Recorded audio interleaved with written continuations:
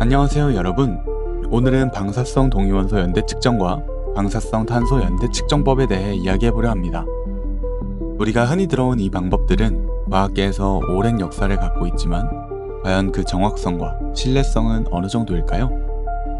최근 여러 연구들이 이 연대 측정법들의 심각한 문제점을 제기하며 기존의 지질학적 연대 틀에 큰 의문을 던지고 있습니다. 오늘은 이 문제점들을 창조과학의 관점에서 살펴보겠습니다. 먼저 방사성 동위원소 연대 측정에서 발생하는 상충된 결과들을 살펴봅시다. 영국 벤버리 근처의 채석장에서 발견된 화성 목재는 C14 방사성 탄소 연대 측정을 통해 약 27,000년으로 계산되었습니다.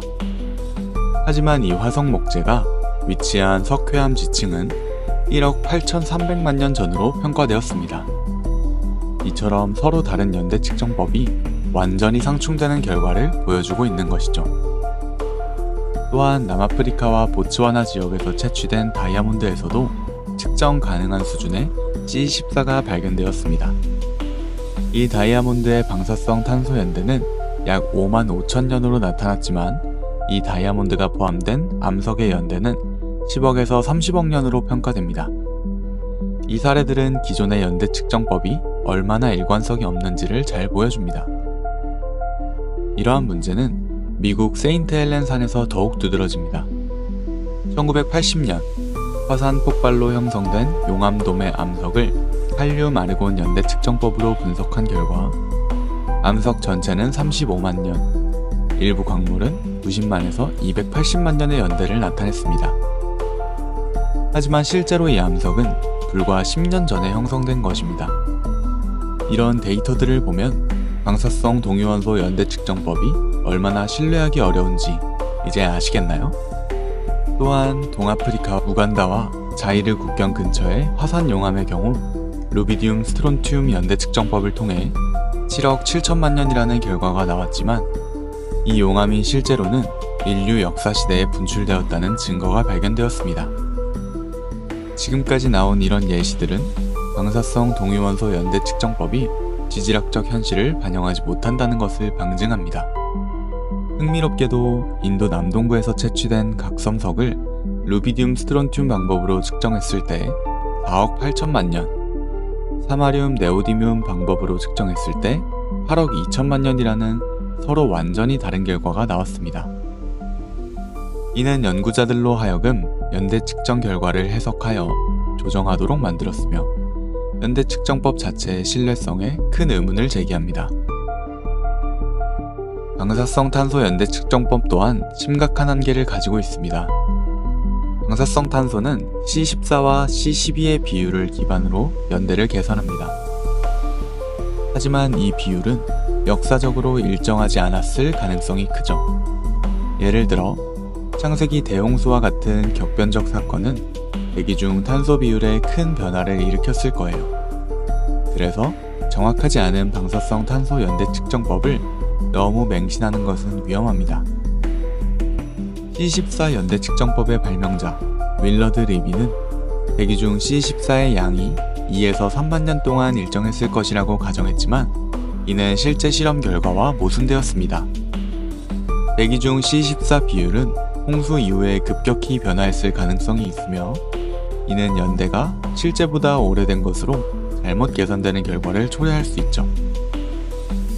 또한 방사성 탄소 연대는 5만 5천 년 이상이 되면 측정할 수 없다는 한계를 가지고 있습니다. 하지만 다이아몬드와 석탄처럼 지질학적 시간틀에서 수백만 년 된 것으로 여겨지는 시료에서 C14가 검출되는 사례가 지속적으로 보고되고 있습니다. 이는 기존의 연대 측정법이 가진 문제점을 부각시킵니다.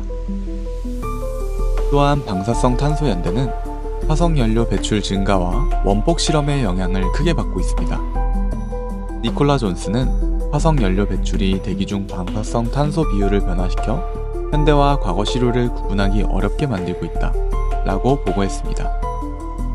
2050년경에는 현대 시료와 1000년 전 시료의 방사성 탄소 비율이 동일해질 가능성이 제시되었고 이는 방사성 탄소 연대 측정법을 더 이상 신뢰할 수 없다 라는 생각을 갖게 만듭니다.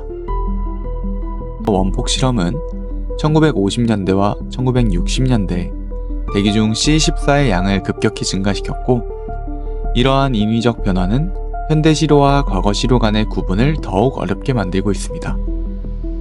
화석연료 배출로 인해 C14 비율이 희석되면서 현대시료가 20세기 초 시료처럼 보이게 되는 현상이 나타나고 있는데요. 이는 방사성 탄소 연대 측정법의 근본적인 한계를 부각시키며 향후 몇십 년 안에 이 방법이 완전히 유용성을 잃을 가능성을 보여줍니다. 더 놀라운 점은 현재 수백만 년 된 것으로 여겨지는 다이아몬드와 석탄에서 C14가 검출되었다는 사실입니다. 일반적으로 C14는 반감기가 5730년이기 때문에 10만 년 이상 된 시료에서는 검출되지 않아야 합니다. 그러나 다이아몬드와 석탄에서 꾸준히 C14가 발견되고 있습니다. 기존의 연대 측정 틀이 근본적으로 잘못되었다는 것을 보여주는 것이죠. 앤드류 스넬링 박사는 다이아몬드와 석탄에서 발견된 C14는 오염으로 설명할 수 없는 현상이며 이는 기존의 지질학적 시간틀이 잘못되었음을 보여준다 라고 주장했습니다. 이러한 발견은 방사성 탄소 연대 측정법이 단순히 오랜 지질학적 시간틀을 지지하기 위한 도구로 사용되고 있음을 암시합니다. 이러한 점들을 종합해 봤을 때 수천 년 이상의 연대 결과는 신뢰하기 어렵습니다. 대홍수와 같은 격변적 사건이 대기 중 C14와 C12의 비율을 변화시켰기 때문입니다. 실제로 C14 농도는 전 세계의 다양한 지층에서 기대했던 것보다 훨씬 높은 농도로 발견되고 있으며 이는 대홍수 이후의 격변적 환경 변화와 일치합니다. 결론적으로 방사성 동위원소 연대 측정법과 방사성 탄소 연대 측정법은 우리가 알고 있는 과학적 데이터와 여러 면에서 충돌하고 있습니다. 방사성 탄소 연대 측정법이 가진 근본적인 한계를 이해하고 그 데이터를 재해석하는 것은 과학적 탐구를 위해서도 중요한 과정입니다. 과학이라는 것은 항상 100%가 없습니다. 그렇듯이 우리가 원래 알고 있던 것들도 확실히 믿을 게 아니라 끊임없이 의심하고 탐구해야 하죠. 연대 측정법 또한 그렇듯 측정하는 방법이 정말 100% 확실하고 정확했을까요? 조금 더 멀리서 중립적으로 바라보아야 하지 않을까 싶습니다.